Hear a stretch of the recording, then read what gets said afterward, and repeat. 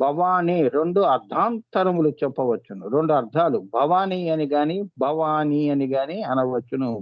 భవాని అంటే భవుని యొక్క పట్టపు రాణి. సో, భవాని. తుల్జాపూర్ భవాని గురువుగారికి ఆ తల్లే ఎక్కువ. హ్మ్. ఆయన స్వహస్తాలతో రాసుకున్న పుస్తకాలు నా దగ్గరున్నాయి. అతి త్వరలో అన్నీ బయటికొస్తాయి. కొద్దిగా కొన్ని వర్క్స్ ఉన్నాయి. 'నిరాకాశ గీత', 'దత్త మంజరి', ఆ! అమ్మవారు ఆహ్, కొన్ని అమ్మవారికి 'నిరాకాశ గీతని' ఆయన అంకితం చేశారు. అక్కడి దాకా వెళ్ళి. అది చాలా బావుంటుందమ్మా. లయా విలాసము గూడా. మీ జీవితం గూడా లయా విలాసం కావాలి అంటే అది చదవటం. ఏమ్మా? దాని అర్థ తాత్పర్యాలు తర్వాత చూద్దాం. ముందు అవి చదవండి ఆ శ్లోకాలు. జీవితంలో కనీసం ఆ!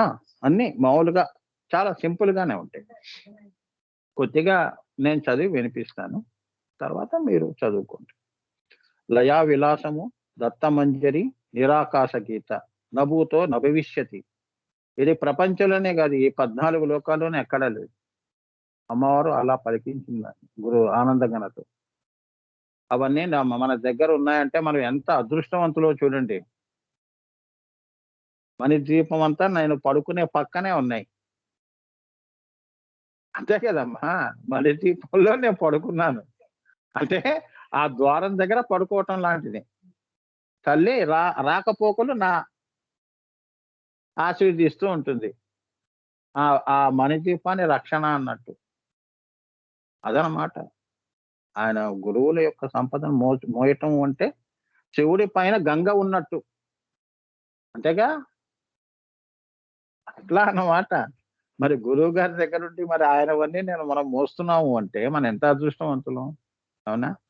రాముడి స్పర్శ, అమ్మవారి స్పర్శ, కాలి స్పర్శ చాలు మనకి. ఆ! అందుకే పాదుకలు, గురు పాదుకలు. ఆ! అది ప్రాణము లేని దానికి కూడా ప్రాణం పోస్తుంది ఆ గురు పాదుకలు. అహల్య లేదు. అవునా? రాతిని నాతిని చేసేది పాదుకలు. అంటే మనలాంటి వాళ్ళు ఉంటారుగా అజ్ఞానంలో. అంధకారాన్ని, అవిద్యని తొలగించి శ్రీ విద్యని ఇచ్చేవాళ్ళని. అంతవరకు మనం రాళ్ళతో సమానమే జీవితం. వారి స్పర్శ వలన మనకేమైంది? శ్రీ విద్యోపాసకుడు అయ్యాం. అవునా? ఉజ్జీవితము కావటం అంటే అది. అదే ఈ ఈ యొక్క అమ్మవారి యొక్క బిసతంతు తనీయసి పట్టుకుంటే నువ్వు ఉజ్జీవితం అవుతావు. ఉదాహరణ ప్రాణం అవుతావు.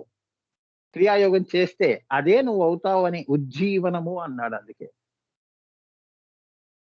సో, జ్ఞానము, యోగము ఇవి చాలా ముఖ్యం. సో, ఇక్కడికి దత్తోహం సోహం శివోహం